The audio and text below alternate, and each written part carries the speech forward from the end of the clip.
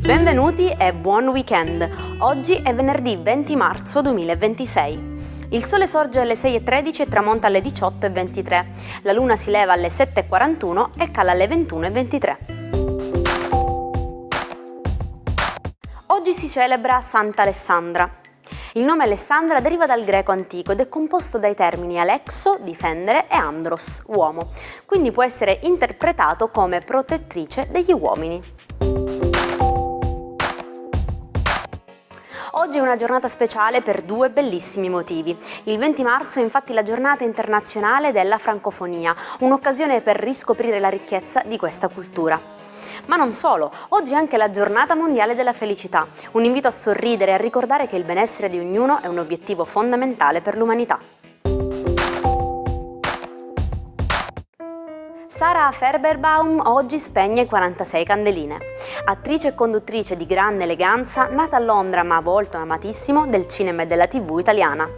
Da Il giovane Montalbano a ruoli intensi sul grande schermo, Sarah continua ad incantare per il suo talento e la sua raffinatezza. Oggi è il compleanno di uno dei più grandi registi del cinema contemporaneo, Spike Lee. Il cineasta, icona della cultura afroamericana e premio Oscar, compie oggi 69 anni.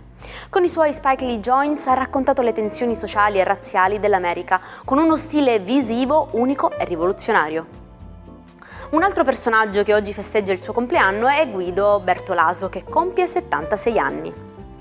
Già storico capo della Protezione Civile, la sua carriera è stata dedicata alla gestione delle emergenze e al servizio pubblico, dalle missioni umanitarie in Africa fino ai ruoli istituzionali in Italia. Il 20 marzo 1969 è una data che ha segnato la storia della musica. John Lennon si unisce in matrimonio con Yoko Ono a Gibilterra. Fu una cerimonia veloce e segreta che diede inizio ad un sodalizio artistico e sentimentale tra i più discussi del secolo, destinato a cambiare per sempre l'immaginario collettivo legato ai Beatles. Se vuoi che i tuoi fiori e le tue piante siano più rigogliosi, prova a scuotere leggermente i rami o il fusto ogni giorno per qualche secondo. Questo simula il vento e spinge la pianta a produrre più etilene, una sostanza che la rende più robusta e resistente. È un tocco semplicissimo che usano anche i botanici professionisti. Il 20 marzo 1994 in Somalia un tragico agguato costa la vita alla giornalista Ilaria Alpi e al suo cineoperatore Miran Horvatin.